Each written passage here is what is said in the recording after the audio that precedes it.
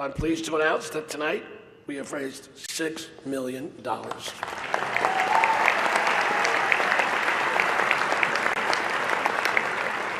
And let me put that in perspective for you. That will pay for nearly 5 minutes of our next speaker's speech. Hillary is a Democratic nominee for president, and it wasn't exactly a smooth ride she had hoped for. She endured a tough primary challenge from that young centrist upstart Bernie Sanders. She endured questions about her health. Madam Secretary, I can't believe all these people said it wasn't presidential to catch pneumonia. Just look at William Henry Harrison. And she said things that she later had to take back. For example, Hillary really didn't mean it when she called half of Donald's supporters a basket of deplorables. To be fair, Donald didn't really mean it when he said he'd release his tax returns either. Secretary Hilton's career in public service is admirable. She has devoted her entire life to working for public service from Arkansas to Washington to New York. She has been a tireless advocate for children, and her attendance here tonight is one example of that. Ladies and gentlemen, please welcome Secretary Hillary Rodham Clinton.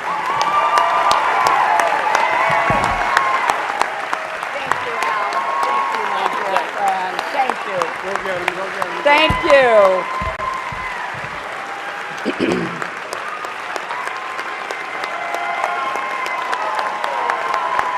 Thank you. Your Eminence, Your Excellencies, members of the clergy, Alan Nance Smith, Donald and Melania, and all the distinguished guests. Earlier tonight, Al reminded me that when the first Al Smith ran for president, he chose as his running mate the progressive senator from Arkansas, Joseph T. Robinson, who was one of my husband's political heroes. This work that you do through the dinner, Al, you've done it now for 30 years, is such a labor of love. You've been a hero for both the children of the Archdiocese and for the city of New York. And I think we all owe Al Smith a great, great round of applause.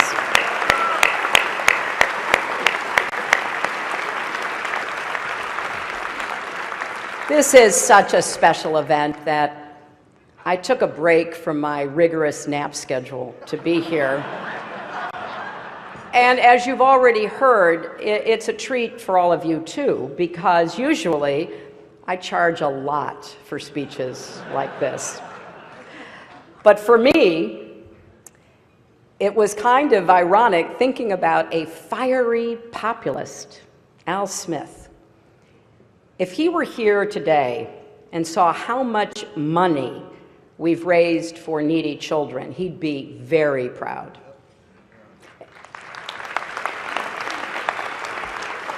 And if he saw this magnificent room full of plutocrats celebrating his legacy, he'd be very confused. It's a special honor to be here with Your Eminence. Now, I know, Your Eminence, you were criticized for inviting both Donald and me here tonight. And you responded by saying, if I only sat down with those who were saints, I'd be taking all my meals alone. Now, just to be clear, I think the Cardinal is saying I'm not eligible for sainthood. But getting through these 3 debates with Donald has to count as a miracle.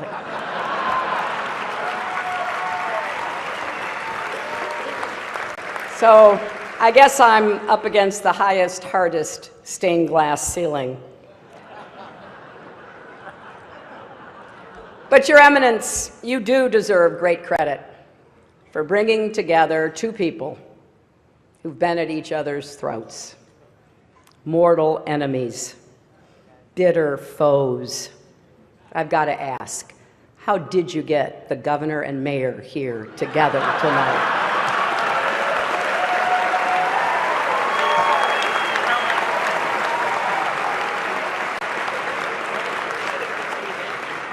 Now, I've got to say, there are a lot of friendly faces here in this room, people that I've been privileged to know and to work with. I just want to put you all in a basket of adorables. And you look so good in your tuxes, or as I refer to them, formal pantsuits. And, you know, because this is a friendly dinner for such a great cause, Donald, if at any time you don't like what I'm saying, feel free to stand up and shout "wrong" while I'm talking. You know, come to think of it, it's amazing I'm up here after Donald. I didn't think he'd be okay with a peaceful transition of power.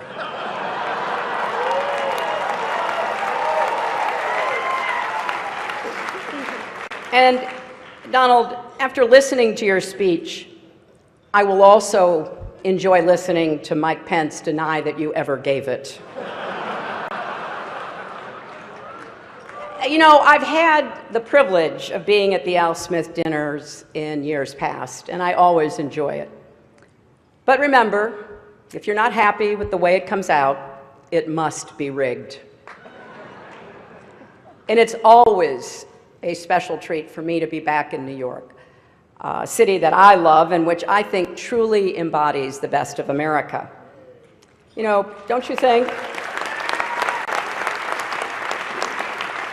People look at the Statue of Liberty and they see a proud symbol of our history as a nation of immigrants, a beacon of hope for people around the world.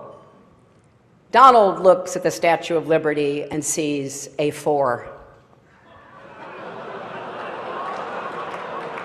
Maybe a 5 if she loses the torch and tablet and changes her hair. You know, come to think of it, you know what would be a good number for a woman? 45. But I digress. Now, I'm going to try my best tonight. But I understand I am not known for my sense of humor. That's why it did take a village to write these jokes. People say, and I hear them, I know, they say, I'm boring compared to Donald. But I'm not boring at all. In fact, I'm the life of every party I attend, and I've been to 3. And when the parties get out of hand, as occasionally they do, it's important to have a responsible chaperone who can get everyone home safely. And that is why I picked Tim Kaine to be my vice president.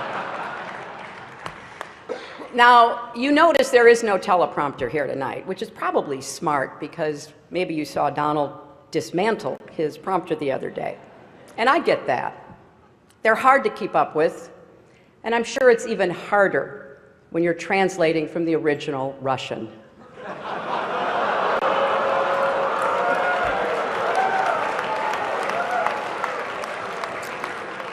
But every year, this dinner brings together a collection of sensible, committed, mainstream Republicans, or as we now like to call them, Hillary supporters. Now, some of my critics, and I hear that too, yeah, they think I only say what people want to hear. Well, tonight that is true. And here's exactly what you want to hear. This election will be over very, very soon.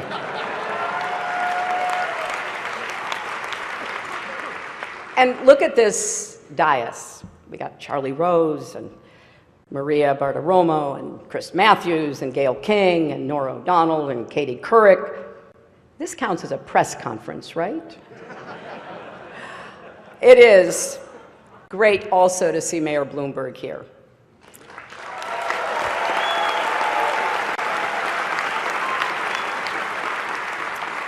It's a shame he's not speaking tonight. I'm curious to hear what a billionaire has to say.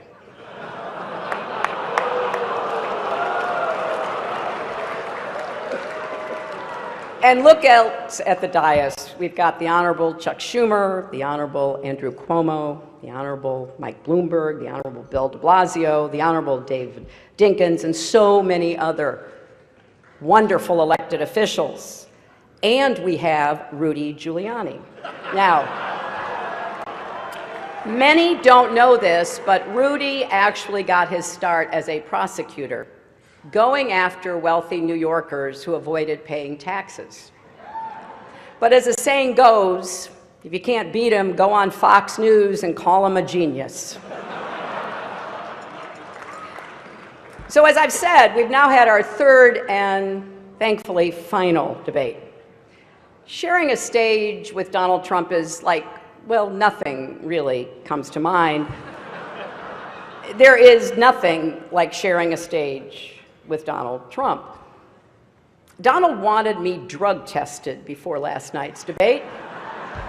And look, I gotta tell you, I am so flattered that Donald thought I used some sort of performance enhancer. Now, actually, I did. It's called preparation.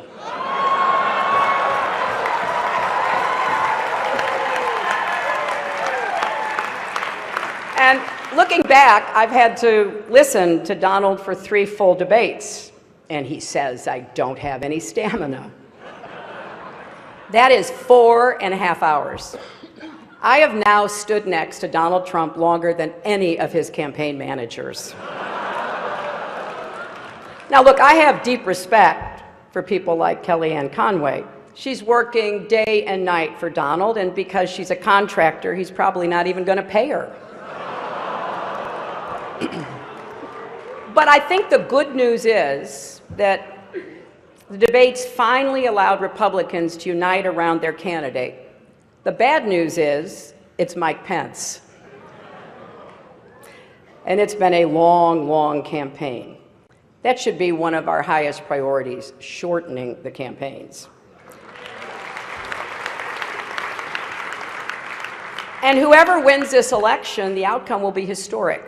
We'll either have the first female president or the first president who started a Twitter war with Cher. And if Donald does win, it'll be awkward at the annual President's Day photo when all the former presidents gather at the White House, and not just with Bill. How is Barack going to get past the Muslim ban? Now, Republicans in particular seem frustrated with their nominee. Paul Ryan told the Republican members of the House, you don't have to support the top of the ticket. Don't worry about anyone besides yourself. Just do what's in your own best interests. So I guess Donald really has unified his party around his core philosophy. And I don't understand their unhappiness. They say Donald doesn't have any policies. He has no policies. I keep hearing that. I'd actually like to defend him on this. Donald has issues, serious issues, really, really serious issues. And I worry about Donald's go-it-alone attitude. For example, at his convention when he said, "I alone can fix it." You know, in the 90s, I said the same thing about America's health care system, and it didn't work out so well for me either. But speaking of health, Donald has been very concerned about mine, very concerned. He actually sent a car to bring me here tonight. Actually, it was a hearse.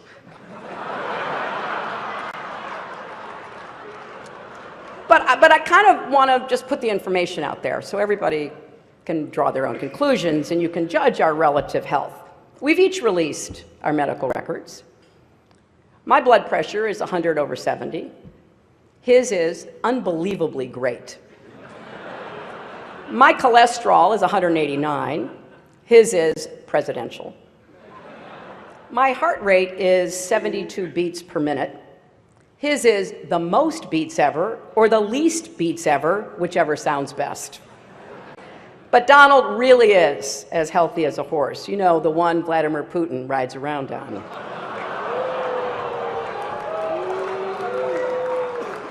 But I can say without fear of contradiction tonight that I will be the healthiest and youngest woman ever to serve as president.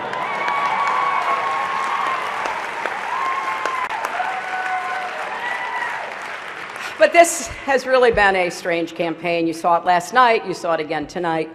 Donald has attacked me for a life in public service, and I didn't get that at first. I kind of get it now. As he told Howard Stern, he doesn't like it when women have been around for more than 35 years.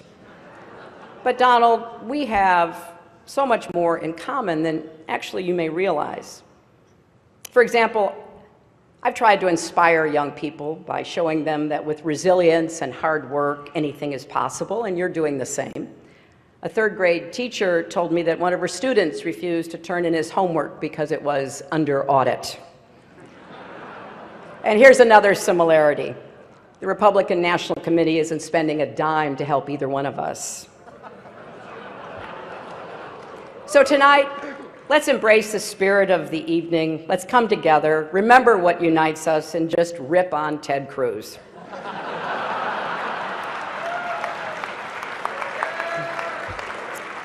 I hope you enjoyed my remarks tonight. I said no to some jokes that I thought were over the line. But I suppose you can judge for yourself on WikiLeaks in the next few days. Donald will tell us after the benediction whether he accepts that this dinner is over. He has to wait and see. But there's nothing funny about the stakes in this election. In the end, what makes this dinner important are not the jokes we tell, but the legacy that we carry forward. It is often easy to forget how far this country has come. And there are a lot of people in this room tonight who themselves, or their parents or grandparents, came here as immigrants, made a life for yourselves, took advantage of the American dream and the greatest system that has ever been created in the history of the world to unleash the individual talents, energy, and ambition of everyone willing to work hard. And when I think about what Al Smith went through, it's important to just reflect how groundbreaking it was for him, a Catholic, to be my party's nominee for president. Don't forget, school boards sent home letters with children saying that if Al Smith is elected president, you will not be allowed to have or read a Bible. Voters were told that he would annul Protestant marriages. And I saw a story recently that said people even claimed the Holland Tunnel was a secret passageway to connect Rome and America to help the Pope rule our country. Those appeals to fear and division, can cause us to treat each other as the other. Rhetoric like that makes it harder for us to see each other, to respect each other, to listen to each other, and certainly a lot harder to love our neighbor as ourselves. I believe how we treat others is the highest expression of faith and of service. Now, I'm not Catholic, I'm a Methodist, but one of the things that we share is the belief that in order to achieve salvation, we need both faith and good works. And you certainly don't need to be Catholic to be inspired by the humility and heart of the Holy Father, Pope Francis, or to embrace his message.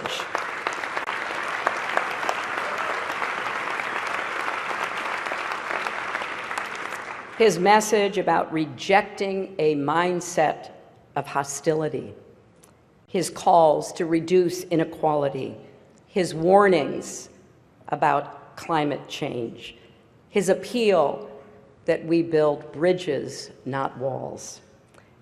Now, as you may know, my running mate, Tim, is Catholic and went to Jesuit schools, and one of the things he and I have talked about is this idea from the Jesuits of the Magis, the more, the better. Well, we need to get better at finding ways to disagree on matters of policy while agreeing on questions of decency and civility. How we talk to each other, treat each other, respect each other. So I've taken this concept of Magis to heart, in this campaign as best as one can in the daily heat, the back and forth of a presidential campaign, to ask how we can do more for each other and better for each other. Because I believe that for each of us, our greatest monument on this earth won't be what we build, but the lives we touch. And that is ultimately what this dinner is all about. And it's why it's been such a great honor to join you all again. Thank you.